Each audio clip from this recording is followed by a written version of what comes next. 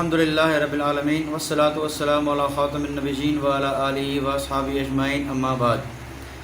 میرے محترم ناظرین، جیسا کہ آپ کے علم میں ہے کہ رافضیوں کی طرف سے شہریار رضا عابدی نامی ایک ان کا بہت بڑا علامہ کہلاتا ہے، وہ آ کر اہل سنت کے بارے میں بہت زہر اگلتا ہے، بہت بکواس کرتا ہے اور بہت جھوٹ بولتا ہے اور ان کی کتابوں میں خیانتیں کرتا ہے۔ تو انشاءاللہ ہم اس کے پیچھے پڑے تو ہیں، انشاءاللہ اس کو ہم گھر پہنچا کر دم لیں گے، اس کا ایسا پیچھا کریں گے کہ وہ یاد رکھے گا۔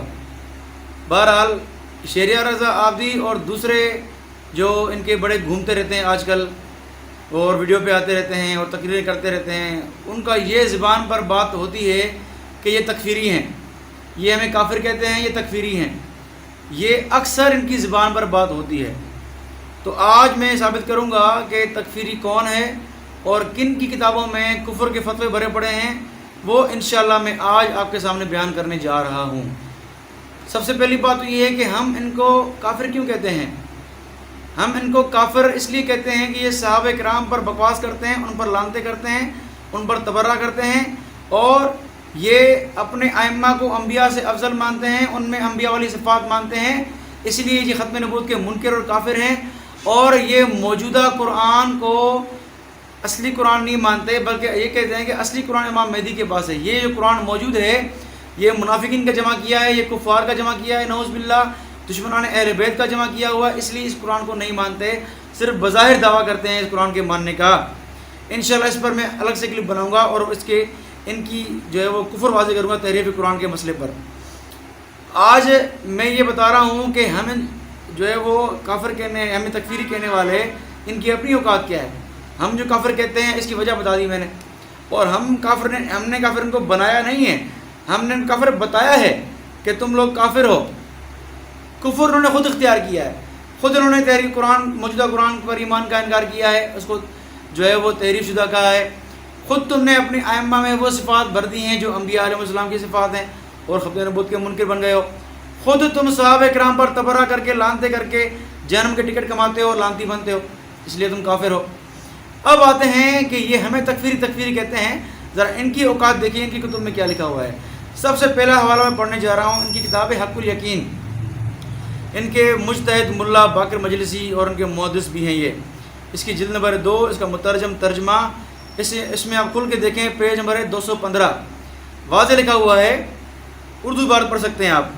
اور شیخ مفید نے کتاب المسائل میں کہا ہے کہ امامیہ کا اس پر اتفاق ہے کہ جو شخص اماموں میں سے کسی ایک امام کی امامت سے انکار کرے اور ان کی اطاعت کے فرائض میں سے کسی چیز سے انکار کرے جس کو خدا نے اس پر واجب کیا ہے تو وہ کافر ہے اور گمراہ ہے، جہنم میں ہمیشہ رہنے کا مستحق ہے۔ دیکھ لیا آپ نے؟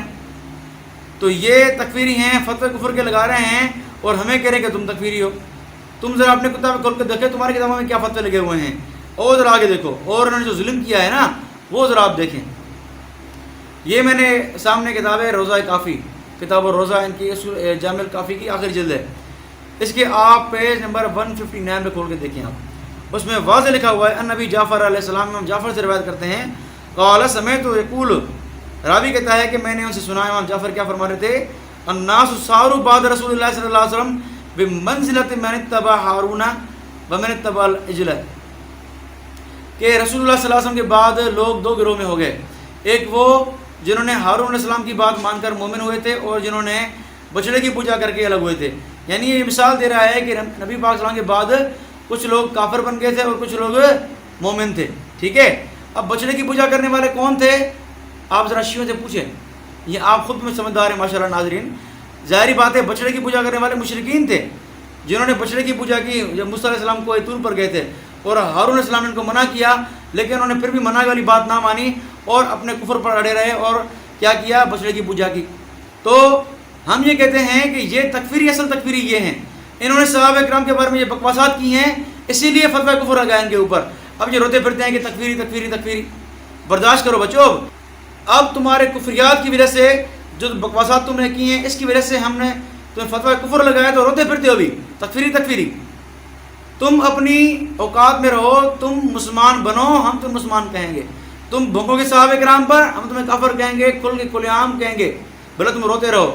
ٹھیک ہے. تو یہ آپ نے کتاب دیکھی، انہوں نے کس طرح لکھا ہے کہ نبی پاک صلی اللہ علیہ وسلم کے بعد لوگ جو ہے وہ کچھ ایسے بن گئے تھے جو کافر تھے، اور کچھ ایسے بن گئے تھے جو مسلمان تھے. ٹھیک ہے. تو واضح بات انہوں نے لکھی ہے. اور اسی جو ہے وہ روزہ کافی میں لکھا ہوا ہے کہ نبی پاک صلی اللہ علیہ وسلم کے بعد سوائے 3 کے سارے کافر ہو گئے تھے، سارے کے سارے کافر ہو گئے تھے سوائے 3 کے.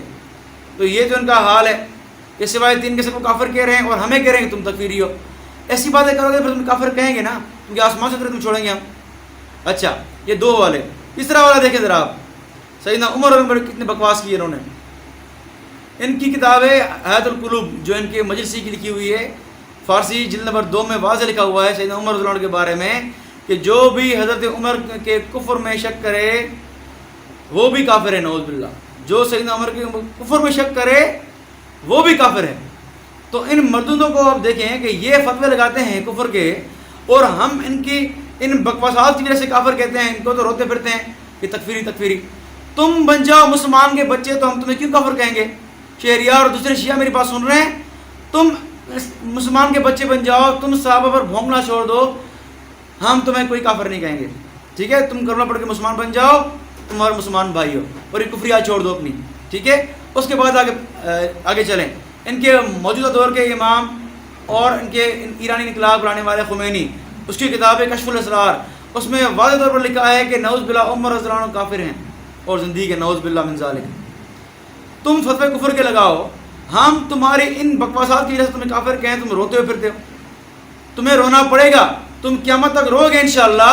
جب تک تم یہ کفریات بکو گے ہم تمہیں کافر کہیں گے، تم کافر ہو کافر ہو کافر ہو، تمہیں نہیں چھوڑیں گے ہم. یہ تم تکفیری ہو، تم تکفیری ہو، تم تکفیری ہو. نہ تم فتویٰ کفر لگاتے صحابہ کرام پر، نہ تم قرآن کے انکار کرتے، اور نہ ہی تم ختم نبوت کا انکار کرتے، اور نہ اور کفریات بکتے، اور نہ کوئی تمہیں کافر کہتا. تم کو صرف دیوبندی نہیں، بریلوی، اہل حدیث سب کافر کہتے ہیں. کس کہت کی مولی ہو؟ الحمدللہ فتوے موجود ہے ہمارے پاس. اس پر الگ بیان کراؤں گا کہ شیعہ پر کس کس نے فتویٰ کفر دیا ہے. بہرحال آپ کے سامنے آج اس کلپ میں یہ ثابت کرنا تھا کہ تکفیری کون ہے. تکفیری یہی ہیں کالی پگڑی والے بیٹھ کے جو آتے ہیں، یہی تکفیری ہیں جو صحابہ کرام پر لعنتیں کرتے ہیں، یہی تکفیری ہیں جو اپنے آپ کو شیعہ علی کھلاتے ہیں اور صحابہ کرام پر بکواس کرتے ہیں.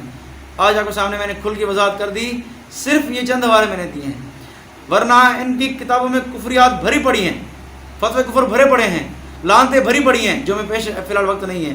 بہرحال اللہ سے دعا ہے اللہ جو ہے وہ ان کو ہدایت دے، ورنہ اللہ تعالیٰ ان کا وہ حال کرے جو انہوں نے فرعون اور حامان کا حال کیا تھا اللہ تعالیٰ نے.